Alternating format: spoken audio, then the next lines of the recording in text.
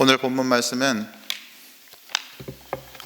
예레미야 25장 30에서 38절입니다. 예레미야 25장 30에서 38절 말씀입니다. 다 함께 같이 봉독하겠습니다. 같이 읽도록 하겠습니다. 그러므로 너는 이 모든 말로 그들을 규탄하여 예언하여라. 너는 그들에게 이렇게 말하여라. 주님께서 저 높은 곳에서 고함치신다. 그의 거룩한 초소 하늘 꼭대기에서 병력 같은 목소리를 내신다. 그의 목장에다 대고 무섭게 고함치신다. 포도를 밟는 자들처럼 이 땅의 모든 주민을 규탄하여 큰 소리를 내신다. 주님께서 만민을 심문하실 것이니 그 우렁찬 소리가 땅끝에까지 퍼질 것이다. 모든 사람을 심판하실 것이니 악인들을 칼로 쳐서 죽게 하실 것이다. 나 주의 말이다. 나 만군의 주가 말한다. 보아라, 재앙이 이 민족에서 저 민족에게로 퍼져나가고 땅이 사방 끝에서 큰 폭풍이 일 것이다.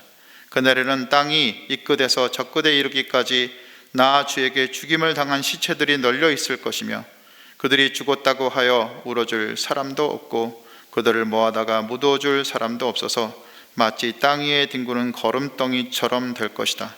목자들아, 너희는 울부짖으며 통곡하여라. 양떼의 인도자들아, 너희는 제 위에서 뒹굴어라. 너희가 살육을 당할 날이 다가왔다. 귀한 그릇이 떨어져 깨지듯이 너희가 부서질 것이다. 목자들은 도피처도 없으며 양떼의 인도자들은 도망할 곳도 없을 것이다. 목자들이 울부짖는 소리와 양떼의 인도자들이 통곡하는 소리를 들어보아라. 주님께서 그들의 목장을 파괴하셨기 때문이다. 주님께서 맹렬히 진노하시니 평화롭던 초장들이 항무지가 되었다. 사자가 굴을 버리고 떠나가듯이 주님께서 떠나가셨다. 압박하는 자의 칼과 주님의 분노 때문에 그 땅이 폐허가 되었다. 아멘.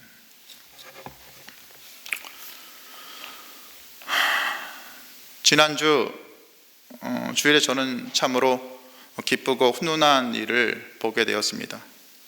그 주가 CGN TV를 섬기는 주일이었는데요. 저는 당시 본관 로비에서 방역을 담당하고 있었습니다. 그런데 그 시간에 저와 유년부에서 만난 아이들 남매가 본당으로 올라가려고 교회에 온 것입니다. 반갑기도 하고 기쁘기도 한 마음에 4학년 누나와 2학년 남동생인 남매를 보자 저도 모르게 서장님께 제 자리를 맡기고 아이들을 도우러 따라 나섰습니다. 그런데 코로나로 인해 오랜만에 만난 아이들 손에는 6개월 동안 꼬박 모은 저금통이 들려 있었습니다.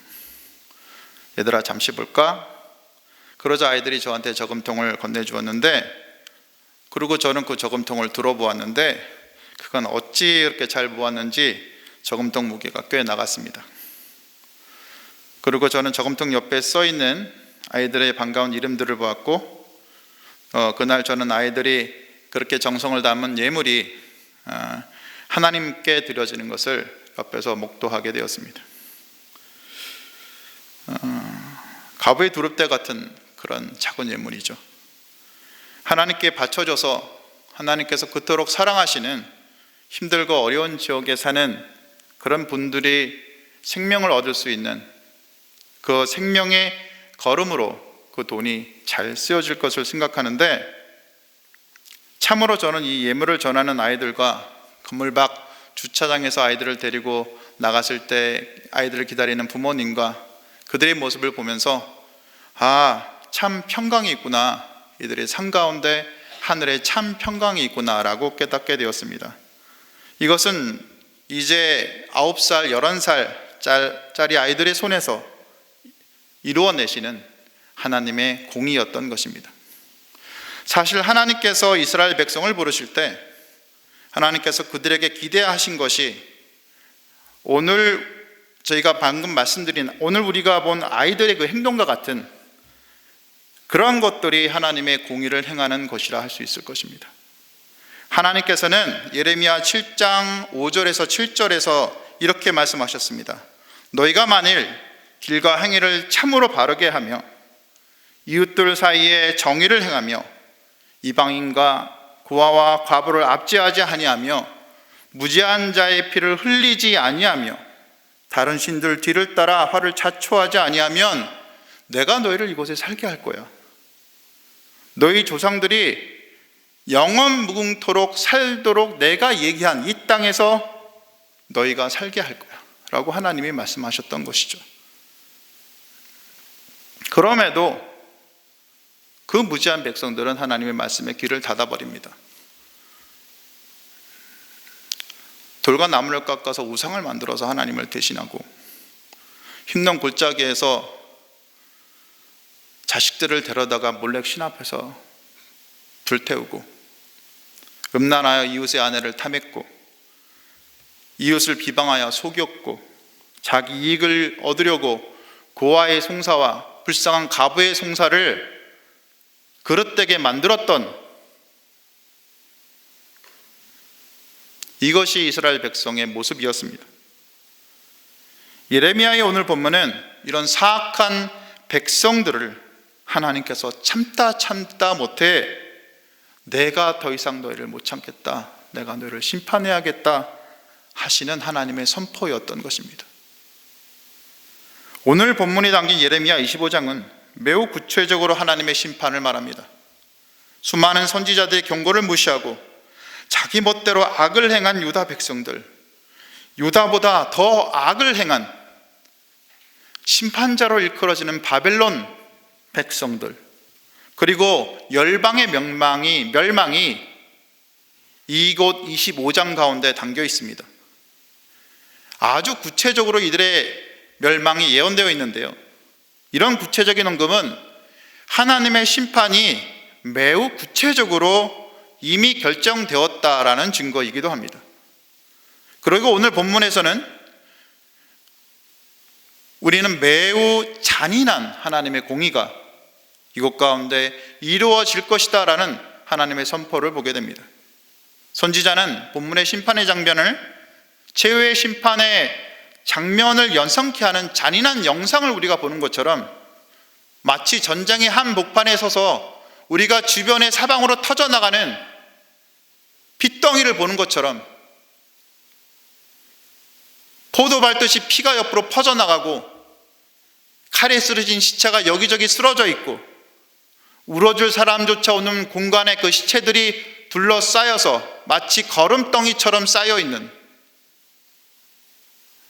목자들은 초장에서 울부짖고 통곡하고 초장들은 황무지가 되고 땅은 황폐어져 폐허가 되어버린 그 모습을 우리한테 보여주고 있는 것입니다.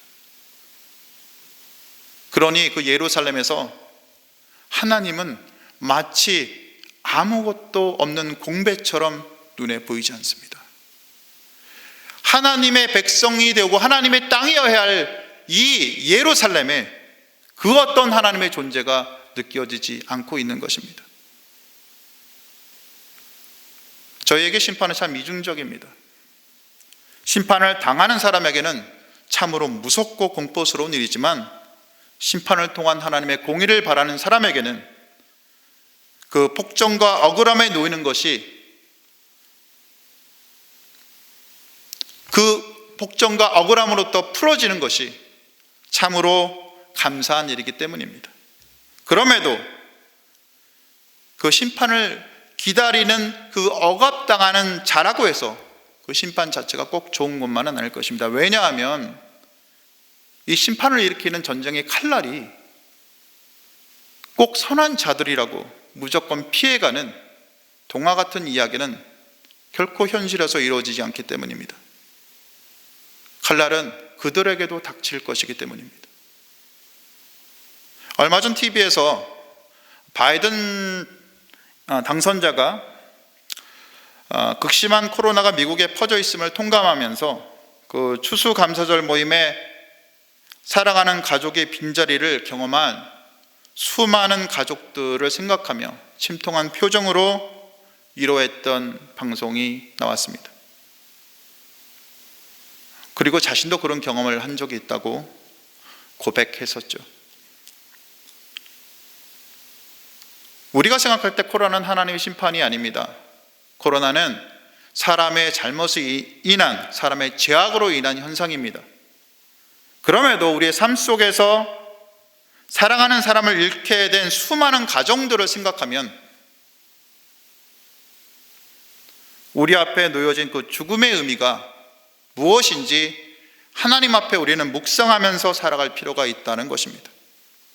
즉, 죽음을 준비하고 매일 주어지는 삶, 나의 주어진 날들을 감사하면서 하나님께서 허락하신 나의 귀중한 이들과 함께하는 시간을 진심으로 아끼고 살아가는 삶을 우리가 후회 없이 살아야 된다는 것입니다. 저는 아프가니스탄에서 탈레반에게 피랍된 경험이 있습니다. 언제 죽을지 모르는 상황에 놓였던 거죠. 그런데 이 급박한 상황에서 제가 떠오르는 생각은 어떤 특별한 대단한 그런 생각이 아니라 가장 평범한 일상이었습니다. 지금은 아내와 딸과 어머니와 저와 그렇게 네 식구가 살고 있지만 당시에는 총각이었죠. 그러니 혼자 살았고 가끔 어머니가 와서 같이 장도 보고 음식도 하고 해주셨습니다. 근데 제가 그 잡혀있는 상황에서 정말 떠오른 장면이 뭐였냐면 다른 게 아니라 어머니와 동네 이마트가 있었거든요. 제가 그때 3번에 살았고 집으로 그렇게 장을 들고 집에 들어가는 그 장면이었어요. 그러니까 3번 중심가에서 장을 보고 제 아파트 저기 있는 데까지 올라가려고 하면은 언덕 있는 데로 가야 됐어야 됐는데 그 언덕까지 이렇게 들고 가다 보면 굉장히 힘들었습니다, 사실. 그리고 팔도 아프고. 그런데 죽을 때가 되니까 그 번거롭던 일상이 너무 그립더라는 겁니다. 때학볕 더운 날씨에 어머니와 걷던 그 가장 평범한 그 일상의 시간이 제 뇌리에 남아서 당장 내일 죽을지 모레 죽을지 오늘 죽을지 모르는 상황에서도 너무 그게 하고 싶더라는 겁니다. 우리는 임종의 시기가 된 어른들을 볼 때 보고 싶은 자식들이 다 와서 그 얼굴을 다 볼 때까지 그 임종을 스스로 연장하시는 경우를 많이 봅니다. 그렇듯이 우리는 우리 삶 속에서 우리 곁에 있는 우리가 사랑하는 그 사람들과 그들과의 소소한 일상이 하나님께서 허락하신 그 무엇보다 소중한 선물이라는 것을 우리는 알아야 된다는 것입니다. 그러니 하나님께서 우리에게 요구하시는 하나님의 공의의 실현은 무슨 대단한 일을 하는 것이 아닙니다. 우리의 일상을 그냥 사랑하며 살아가는 것입니다.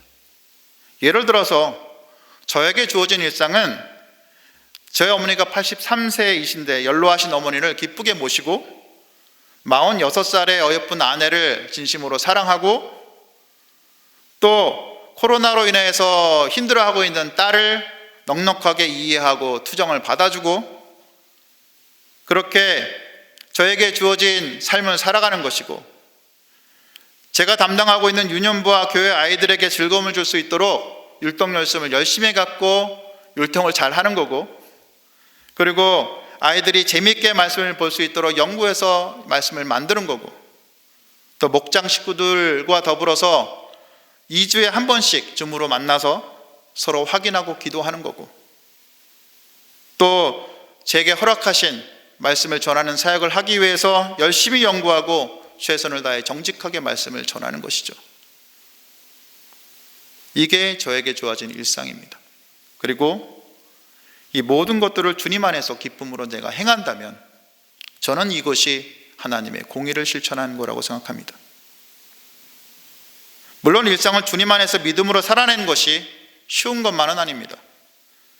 제가 아는 어떤 남자 집사님은 여행사 팀장으로 일하시다가 코로나 시기에 무급휴직으로 되시고 지금은 가족의 생계를 위해서 일품 노동자로 일하면서 아들과 딸을 섬기고 돌보고 있습니다. 또 어떤 여집사님은 성품이 매우 조용한 편인데 시어머니를 모시기가 굉장히 힘들었음에도 불구하고 기도와 말씀으로 스스로 극복하셨어요. 그리고 넉넉한 섬김의 모양을 지금 보여주고 계십니다. 저희 유년부 선생님 중 한 분은요 하나님을 의지하고 평일에 지방에서 일을 합니다. 그리고 주말에 올라와서 아이들을 또 열심히 섬겨주십니다. 어떤 권사님은 코로나 시기에 하나님의 인재를 진심으로 갈망하면서 소리질러 기도하고 싶어서 기도원도 못 가고 하시니까 산에 올라가셨어요. 산에 올라가셔서 기도를 하시기 위해서 산에 올라가서 기도하시는 하나님을 그렇게 찾고 그렇게 사시는 것 같습니다. 어떤 장로님은 텃밭에서 열심히 키우신 그런 작물들을 자신의 이웃들과 더불어 나누는 그런 넉넉한 사랑을 주변에 전하셨습니다. 저는요, 그래서 하나님의 공의를 행하는 것이 다른 어떤 특별한 것이 아니라 바로 이분들처럼 우리의 일상을 넉넉하게 살아내는 것이 하나님의 공의를 실천하는 것이라고 믿습니다. 왜냐하면 하나님께서 우리에게 율법을 주신 이유는 우리가 바른 일상을 살도록 하기 위함이었습니다. 또 예수께서 우리에게 요청하신 것도 율법의 핵심인 하나님 사랑, 이웃 사랑을 실천하는 일상을 살아내라는 것이었기 때문입니다. 말씀에 따라 우리 일상을 살려고 하다 보면 때로는 어려움을 겪을 때가 있습니다. 예를 들어 사업하시는 분들 같은 경우는 세금을 제대로 내고 싶은데 우리나라 세무구조상 오히려 정직하게 내면 문제가 되는 경우가 생기기도 합니다. 이게 현실입니다. 정직한 사업을 하기 원하는데 인맥과 뇌물을 쓰지 않으면 사업하기가 힘들어지는 경우도 많이 겪습니다. 그럼에도 그리스도인이라면 내게 주어진 여건에서 최선의 정직이 무엇인지 찾아가는 것이 우리가 해야 될 일이라고 저는 생각합니다. 저도 정직을 놓고 시험을 맞은 그런 경험이 있습니다. 제가 신학하기 전에 영업사원으로 일한 적이 있었는데요, 실적이 모자라서 교회에서 잘릴 위험이 회사에서 잘릴 위험이 있었을 때였습니다. 그런데 마침 좋은 분을 만나서 상담을 갔는데 그분의 형편이 돈이 없는 형편은 아니었지만 그럼에도 현재 현금 흐름이 좋지 않았습니다. 그래서 저는 고민 끝에 그분에서 지금 계약하지 마시라 그랬어요. 근데 그분은 계속 계약을 하고 싶어 하셨고 영업사원인 저는 계약을 하지 말라는 이상한 상황이 발생했습니다. 물론 계약은 하지 않게 되었고 저는 사실상 이 계약건을 이유로 회사를 나와야 했습니다. 후회하냐고요? 아닙니다. 저는 하나님의 다음 계획에 따라서 다른 일을 하다가 지금은 늦게나마 신학을 공부하고 사역자의 길을 가고 있기 때문입니다. 만약 제가 당시에 제 양심을 속이고 억지로 계약을 진행했다면 저는 전혀 다른 길을 아마 가고 있겠죠. 그러므로 하나님의 계획에 따른 일생을 살지 못하든지 아니면 돌아 다시 그 길을 찾아가든지 아마 했을 텐데 우리가 그 순간에 선택의 순간에 어떤 것을 바라보느냐, 우리에게 주어진 손에 잡고 있는 것을 바라보느냐 아니면 하나님을 바라보느냐는 우리의 일생을 바꾸게 될 것입니다. 그러니 제 경우에서 볼 수 있듯이 공의를 행하라는 하나님의 명령은 주님께서 우리의 일생을 인도하실 뿐만 아니라 우리의 삶을 통해 예수 그리스도를 전하는 은혜와 구원의 길을 걷게 하시는 하나님의 지극한 사랑의 표현인 것입니다. 그러니 우리는 여러 선지자들을 통해 심판을 경고하시는 하나님의 공의가 우리를 향한 그분의 깊은 사랑과 연결되어 있음을 또한 깊이 알아야 될 것입니다. 하나님의 공의를 얘기하시지만 그 공의는 결국엔 하나님의 사랑을 표현하기 위한 우리를 이끌어 가시는 길이라는 거죠. 우리가 살아가는 시기가 비록 어려울지라도 주어진 하나님의 은혜에 감사하며 우리를 정결하게 하며 또 겸손하게 그분을 섬기고 살아야 될 것입니다. 미가서 6장 8절에는 이런 말씀이 있습니다. 오직 정의를 행하며 인자를 사랑하며 겸손하게 내 하나님과 행하라고 하고 있죠. 이것은 하나님과 함께 정의와 사랑을 품으며 살아가라는 뜻입니다. 하나님의 긍휼의 마음으로 일상을 살라는 것이고 내 주변 사람들을 위한 버팀목이 되는 삶을 살아내라는 것입니다. 이 삶은 또한 이사야 58장 6에서 7절에서 말하는 내가 기뻐하는 금식은 흉악의 결박을 풀어주며 멍에의 줄을 끌어주며 압제에 당하는 자를 자유하게 하며 모든 멍에를 꺾는 것이 아니겠느냐. 또 줄인 자에게 내 양식을 나누어 주며 유리하는 빈민을 집에 들이며 헐벗은 자를 입히며 내 고륙을 피하여 스스로 숨지 아니하는 것이 아니겠느냐 하는 하나님의 마음인 것입니다. 그러니 우리는 주님께서 말씀하시듯이 우리가 고아와 가부와 나그네의 하나님이신 그 우리 하나님의 성품을 닮아가자는 것입니다. 그 성품을 닮아서 우리 가족과 이웃을 넉넉히 사랑해주고 그 중에 어렵고 힘든 자들이 있다면 돕는 것을 아까워하지 말라는 것입니다. 이것은 우리가 어떤 단체에 우리 갖고 있는 성금을 일부 내는 것으로 우리 마음을 만족시키라는 말이 아닙니다. 가족과 형제와 가까운 이웃 중에서 어려운 이들을 도와서 그들의 인생이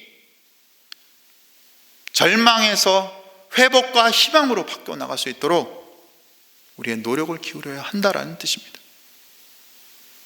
이것이 하나님의 심판과 공의와 그 사랑을 아는 자의 삶이고 또한 진정한 그리스도를 담고 소망하고 믿음으로 사는 그 삶을 실천하는 그런 신앙인의 삶이라 할 수 있을 것입니다.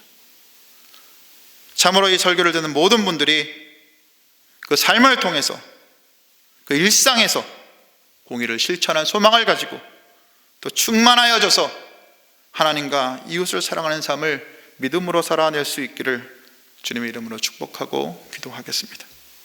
오늘 말씀을 기억하면서 기도하겠습니다.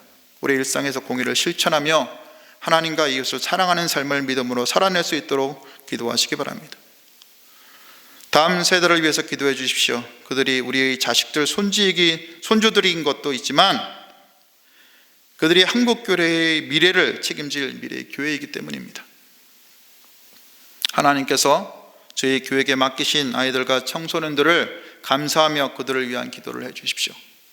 특히 이번에 고3 아이들이 수능을 보는데 수능시험 잘 보는 것도 중요하지만 참 주님의 인도하심에 따라서 이제 인생을 스스로 잘 개척해 나가며 주님이 주시는 힘과 용기와 믿음을 가지고 살아낼 수 있도록 기도해 주시기 바랍니다. 마지막으로 어려운 시기지만 교회가 성령 안에서 바르게 복음을 선포하고 또 예배가 세워지고 목장에 세워질 수 있도록 교회와 학교가 코로나부터 안전할 수 있도록 기도해 주시기 바랍니다. 그리고 참으로 많이 퍼져 있는 코로나가 주님 은혜 가운데서 빨리 잡히고 또 힘들고 어려운 사람들이 회복될 수 있도록 기도하신 후 개인 기도하시고 돌아가시면 되겠습니다. 기도하시겠습니다.